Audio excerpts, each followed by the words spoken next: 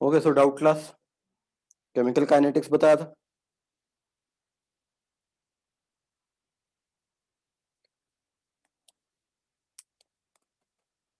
Hydrogen की जो class होगी उसके नोट्स बनाने हैं क्या? हाइड्रोजन की जो क्लास होगी उसके नोट्स बनाएंगे तो अच्छा रहेगा। एनसीईआरटी बुक जब पढ़ेंगे तो उसमें पोर्शन हाईलाइट करते जाएंगे, अलग से वापस उसको नोट्स बनाने के लिए टाइम वेस्ट करेंगे तो ठीक नहीं है। बुक में ही हाईलाइट करते जाइए। लेकिन जो वीडियो लेक्चर से आप क्लास देखेंगे तो उसके नोट्स वैसे ही बनाइए जैसे इसके बनाएंगे। केमिकल काइनेटिक्स के डाउट्स और concept of acids and bases, इन दोनों के डाउट्स पूछ सकते हैं। Can you please make the structure of diborane as I can not make it. Diborane B2H6 होता है। इसमें दो बोरॉन एटम एक प्लेन में रहते हैं, चार हाइड्रोजन एटम उसी प्लेन में रहते हैं, मगर दो हाइड्रोजन एटम इस प्लेन के ऊपर और नीचे रहते हैं। तो ये जो दो बॉन्ड बनते हैं जो प्लेन के ऊपर और नीचे हैं, they are called banana bonds. और ये थोड़े वीकर रहते हैं, ये वाले जो BH बॉन्ड है इनसे। डाइबोरेन का स्ट्रक्चर ग्रुप 13 का जो वीडियो लेक्चर अभी मैं डालूंगा उसमें डिटेल में एक्सप्लेन किया मैंने, तो वहां मिल जाएगा आपको। What is the work of promoter किसी रिएक्शन में? कैटलिस्ट वो सब्सटेंस होता है जो रिएक्शन के रेट को बढ़ा देता है। नाइट्रोजन और हाइड्रोजन की रिएक्शन अगर बिना कैटलिस्ट के होती है तो ये स्लो रिएक्शन होती है। अगर आयरन एज अ कैटलिस्ट इसमें डाल देते हैं तो ये रिएक्शन फास्ट हो जाती है, मतलब आयरन कैटलिस्ट का काम कर रहा है। इसमें मॉलिब्डेनम डाल देते हैं तो ये और तेज हो जाती है रिएक्शन, क्योंकि ये मॉलिब्डेनम आयरन को प्रमोट कर रहा होता है। तो वो सब्सटेंस जिसकी प्रेजेंस में कैटलिस्ट की कैटालिटिक एक्टिविटी बढ़ जाती है उसको उस कैटलिस्ट का प्रमोटर कहते हैं।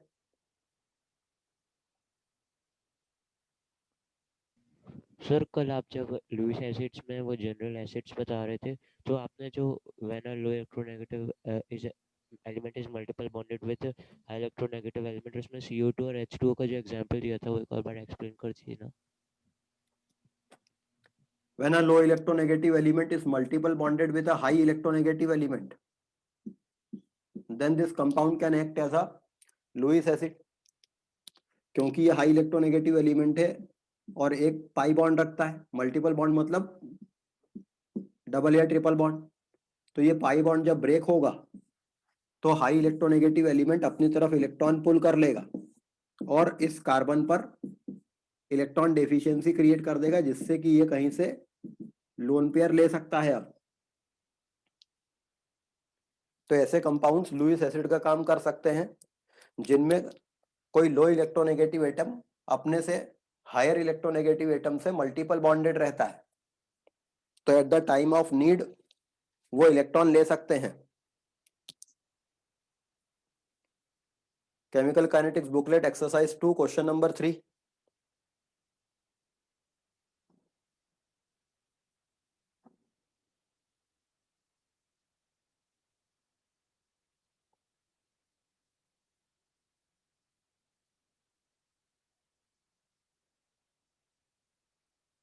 पेज नंबर भी लिख देते तो अच्छा होता, तो ढूंढने में आसानी होती मुझे।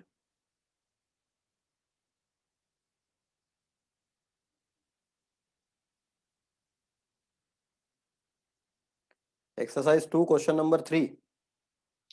एक्सरसाइज 2 का क्वेश्चन नंबर 3 की थ्योरी अभी मैंने पढ़ाई नहीं है आपको, तो वो क्वेश्चन अभी छोड़ दीजिए।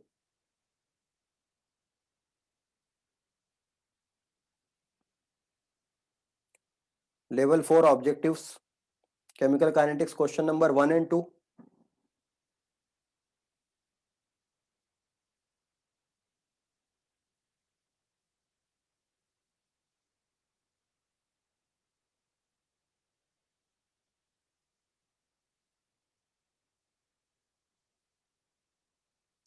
Level 4 objective question number 1, which of the following statement are correct?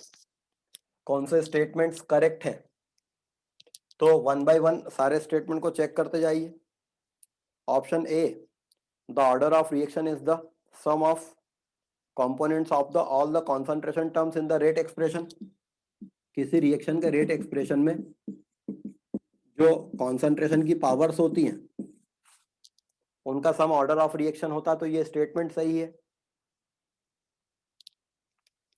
The order of a reaction with respect to one reactant is the ratio of change of logarithm of rate of the reaction to the change in the logarithm of the concentration of particular reactant, keeping the concentration of all other reactants constant। ये जो statement लिखा हुआ है इसको check करेंगे। The order of a reaction with respect to one reactant, मान लीजिए एक A plus B gives product, एक रिएक्शन है जिसका रेट एक्सप्रेशन A के टर्म्स में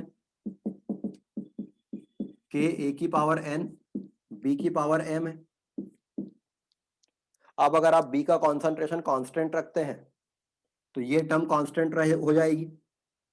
अगर हम b का कॉन्सेंट्रेशन कांस्टेंट रखते हैं तो ये b की power m multiplied by k एक नया कांस्टेंट होगा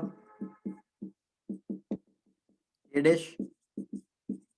अब इसके दोनों तरफ लॉग ले लें तो log of minus D A by D T equals to log of k dash plus n log a। The order of a reaction with respect to one reactant is the ratio of the change of logarithm of one is the ratio of change of logarithm of the rate of the reaction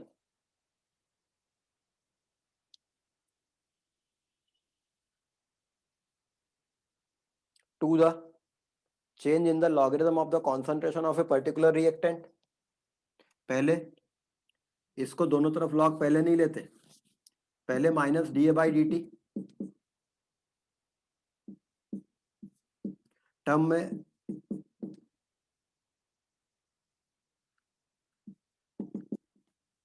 ए की power n लिख देते, तो ये minus D A by D T into A की power n minus one minus n हो जाता। The order of a reaction with respect to one reactant is the ratio of the change of logarithm of the rate of reaction to the change in logarithm of the concentration of a particular reactant, keeping the concentration of all other reactants constant।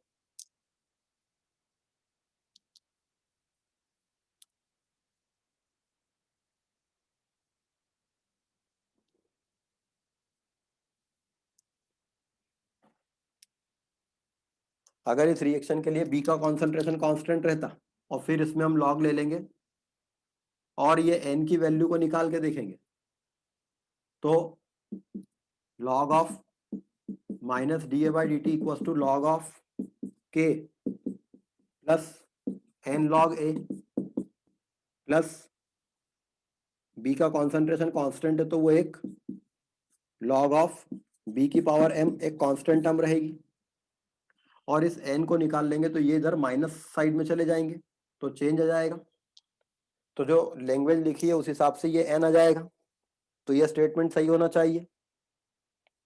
The order of reaction can be whole number और fractional number, ये बात भी ठीक है। The order of reaction can be determined from the stoichiometric equation, ये बात गलत है। ऑर्डर ऑफ रिएक्शन की स्टोइचियोमेट्री से नहीं निकाला जा सकता है, तो ए बी और सी करेक्ट रहेंगे उसके। सेकंड क्वेश्चन जो है वो याद रखने का है, जो जो रिएक्शंस दे रखी हैं। The rate of the reaction involving the conversion of ortho hydrogen to para hydrogen is K H2 की power 3/2। Ortho hydrogen para hydrogen में जब कन्वर्ट होती है तो ये एक 3/2 ऑर्डर की रिएक्शन रहती है, ये नॉन फैक्ट है। तो क्वेश्चन नंबर 2 एक नॉन फैक्ट है।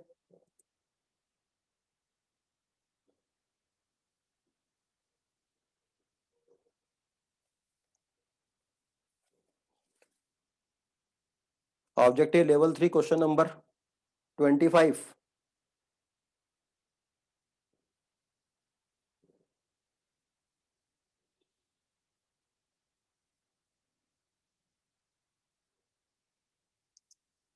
If the pressure of the gaseous reactant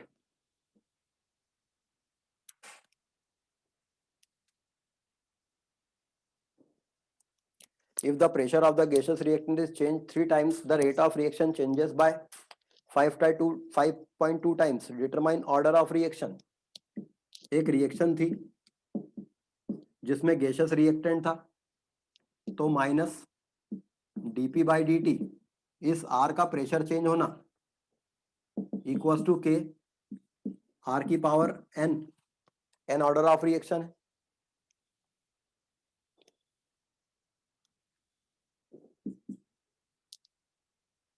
किसी रिएक्शन का रेट रिएक्टेंट्स के कॉन्सेंट्रेशन पे डिपेंड करता है, लेकिन अगर हम रेट कांस्टेंट से कॉन्सेंट्रेशन को प्रेशर के टर्म्स में बदल दें तो प्रेशर के भी प्रोपोर्शनल रहेगा. तो रेट ऑफ रिएक्शन p की पावर n पे डिपेंड करती है. अब हमने एक बार ये रिएक्शन कराई, इस रिएक्शन का रेट r था जब इसका प्रेशर p था. अब जब हमने इसका प्रेशर 3p कर दिया, तब रिएक्शन का रेट 5.2 टाइम्स बढ़ गया. तो जब रिएक्शन का प्रेशर p था तो रेट r था, जब प्रेशर 3 टाइम्स चेंज किया तो रिएक्शन का रेट 5.2 टाइम्स चेंज हो गया. तो इक्वेशन 2 को इक्वेशन 1 से डिवाइड कर देंगे. के कैंसिल हो जाएंगे, p की पावर n कैंसिल होगा, r कैंसिल होगा. 5.2 इक्वल टू 3 की पावर n. तो ये n क्या होना चाहिए वो निकाल लीजिए. This is the order of reaction. और ऑर्डर ऑफ रिएक्शन आ जाएगा तो what is the unit of rate constant. Rate constant की यूनिट क्या होती है? मोल्स की पावर 1 माइनस n, लीटर की पावर n माइनस 1 पर second. What is the effect of reaction rate if volume of container is reduced to 1/16? अगर container का volume 1/16 कर दें तो प्रेशर 16 टाइम्स बढ़ जाएगा. तो इसी इक्वेशन को यूज करेंगे. रिएक्शन का रेट x टाइम्स बढ़ जाएगा, तो एक्स आर इक्वल्स टू के 16p की पावर n, और उससे x की वैल्यू निकाल लेंगे.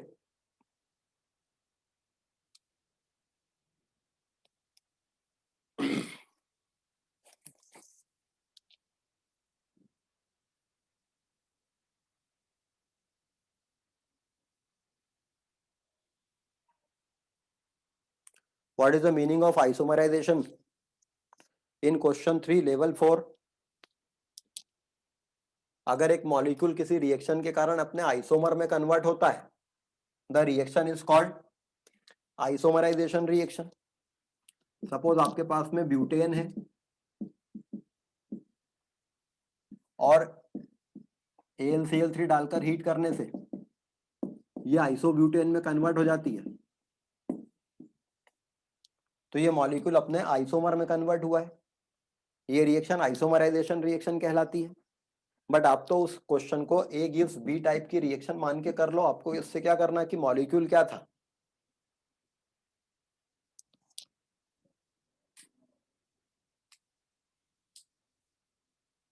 HF में हाइड्रोजन बॉन्ड होता है तो easily H plus ion release नहीं करेगा. तो HF स्ट्रॉन्ग एसिड कैसे होगा? HF स्ट्रॉन्ग एसिड नहीं होता है, HF वीक एसिड होता है.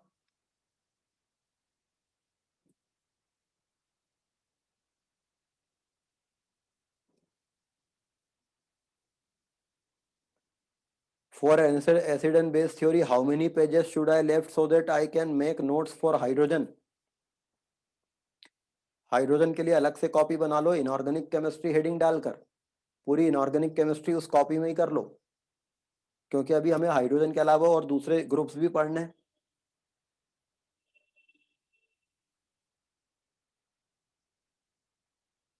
Hydrogen chapter will be uploaded in Google sheet. मैंने अपलोड कर दिया है ऑलरेडी।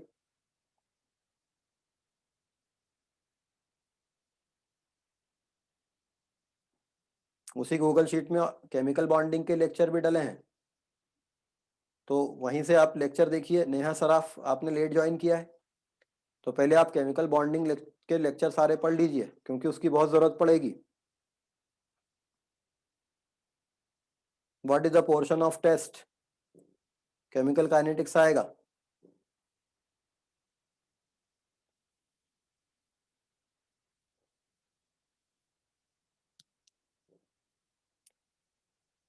कितने पेजेस की नोटबुक बनानी है इनऑर्गेनिक केमिस्ट्री के लिए?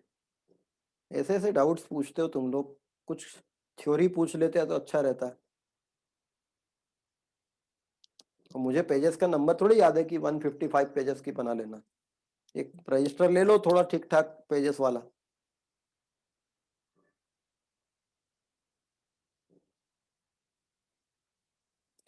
किसी कारण से मैं क्लास अटेंड नहीं कर पाई, अब मुझे कुछ समझ नहीं आ रहा है, तो क्या बता सकते हैं कि क्या 2 नए चैप्टर शुरू हो गए हैं?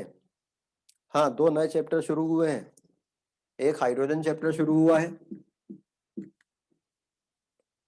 और साथ में एक दूसरा चैप्टर मैंने स्टार्ट किया है, concept of acids and basis. Acids and basis organic chemistry का चैप्टर है, हाइड्रोजन चैप्टर इनऑर्गेनिक केमिस्ट्री का चैप्टर है। आपको हाइड्रोजन चैप्टर एनसीईआरटी बुक से पढ़ना है, और जो मैंने वीडियो अपलोड किया है उसको देखना है, नोट्स बनाने हैं, याद करना है। सैटरडे को जो क्लास होगी डाउट क्लास, उसमें डाउट्स पूछना है इस चैप्टर के, प्लस मैं जो पूछूंगा उनका जवाब देना है।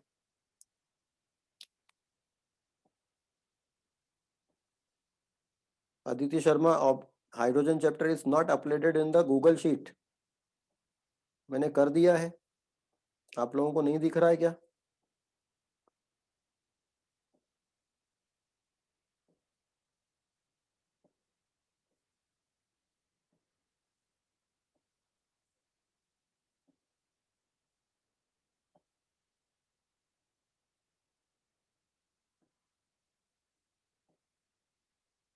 कर दिया है मैंने।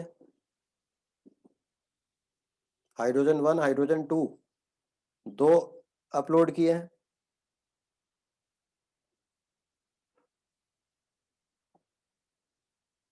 सभी लोगों को दिख रहे हैं?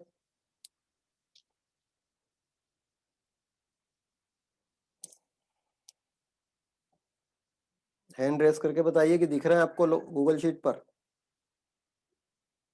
हाँ, सभी लोगों के हैंड रेस है, मतलब दिख रहे हैं।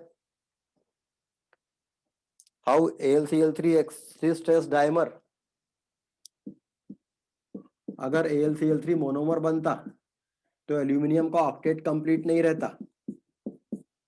इस एल्यूमिनियम के पास 6 इलेक्ट्रॉन्स ही हो रहे हैं, तो ये इस क्लोरीन से एक लोन पेयर ले लेता है, और ये वाला AlCl3 इस वाले क्लोरीन से एक लोन पेयर ले लेता है।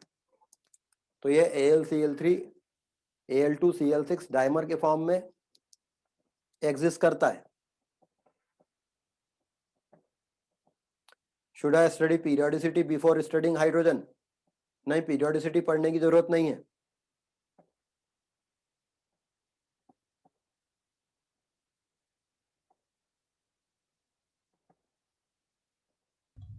सर एनसीईआरटी में एक वो स्टेटमेंट था कि वाटर का due to hydrogen bonding with polar molecules even covalent compounds like alcohol and carbohydrate dissolve in water. Sir polar उसकी हाइड्रोजन बॉन्डिंग के कारण तो थोड़ा आयोनिक नेचर आना चाहिए था, तो ये अल्कोहल और कार्बोहाइड्रेट्स क्यों डिसॉल्व हो रहे हैं सर? किसी सब्सटेंस के डिजॉल्व होने के लिए जरूरी कंडीशन क्या रहती है कि आपके पास में जो सॉल्यूट प्रेजेंट है, इस सॉल्यूट के अंदर जो अट्रैक्टिव फोर्सेस हैं उनको अलग किया जाए, और इनके जो मॉलिक्यूल्स आए अलग अलग हो जाए, इनको सॉल्वेंट सराउंड कर ले, ताकि ये वापस से आपस में जुड़ ना पाए। अब अगर ये पार्टिकल आयंस है, तो वाटर अपने पोलर एंड से उसको सराउंड कर लेता है, तो जो मैंने केमिकल बॉन्डिंग में समझाया था कि आयनिक कंपाउंड वाटर में कैसे डिसॉल्व होते हैं, जैसे सोडियम क्लोराइड। लेकिन अगर ये एक कोवेलेंट कंपाउंड था और ये आयंस नहीं है, ये न्यूट्रल मॉलिक्यूल्स है, तो वाटर और इसमें कोई इंटरेक्शन होगा नहीं, तो वाटर इसको सराउंड नहीं करेगा, इसके इन पार्टिकल्स को, तो ये जुड़ जाएंगे और वापस इधर आ जाएंगे, तो डिसॉल्व नहीं होगा। जैसे मान लीजिए बेंजीन मॉलिक्यूल है जो नॉन पोलर रहता है, वाटर पोलर है, इंटरेक्शन ही नहीं हो रहा है। बट सम ऑर्गेनिक कंपाउंड्स जो कोवेलेंट रहते हैं, नॉन पोलर रहते हैं, बट डिसॉल्व हो जाते हैं वाटर में, क्योंकि वाटर इनके साथ में हाइड्रोजन बॉन्डिंग कर लेता है। जैसे ये अल्कोहल है और वाटर के पास में हाइड्रोजन है, तो इनके बीच में हाइड्रोजन बॉन्डिंग इंटरेक्शन हो जाता है। तो some kind of interaction is necessary, either this ion dipole interaction और this hydrogen bonding interaction is required. जैसे बेंजीन में हाइड्रोजन बॉन्डिंग होगी नहीं वाटर के साथ, क्योंकि बेंजीन में कोई हाइड्रोजन है नहीं जो हाइड्रोजन बॉन्डिंग कर सके। अल्कोहल में वाटर से इंटरेक्ट करके हाइड्रोजन बॉन्डिंग करने के लिए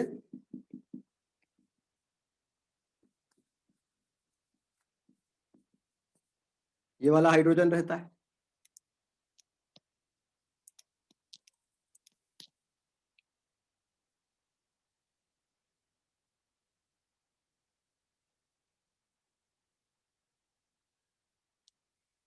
did you explain the lone pair concept in chemical bonding? Chemical bonding में सारी चीजें एक्सप्लेन की थी मैंने, लोन पेयर, हाइड्रोजन बॉन्डिंग, सारी चीजें।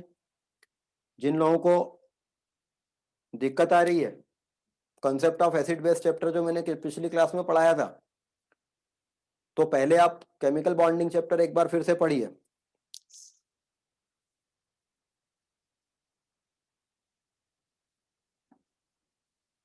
और कोई doubt?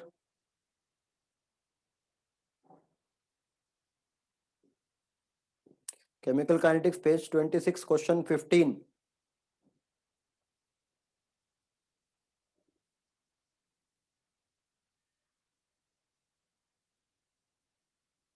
The activation energy for a reaction which doubles the rate when the temperature is raised from 300 Kelvin to 310 Kelvin।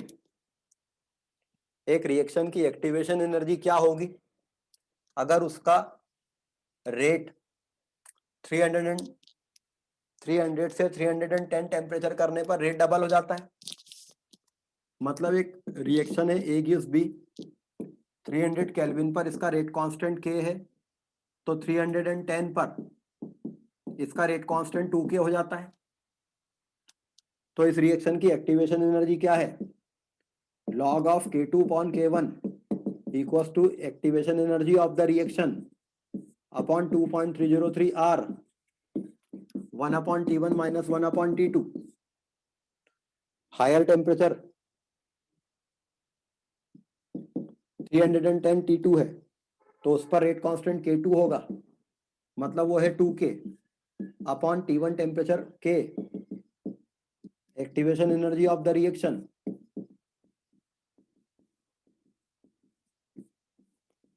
Lower temperature minus higher temperature.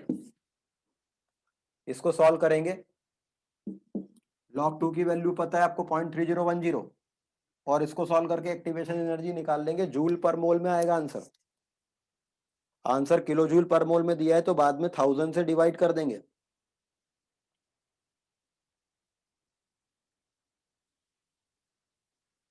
और कोई डाउट?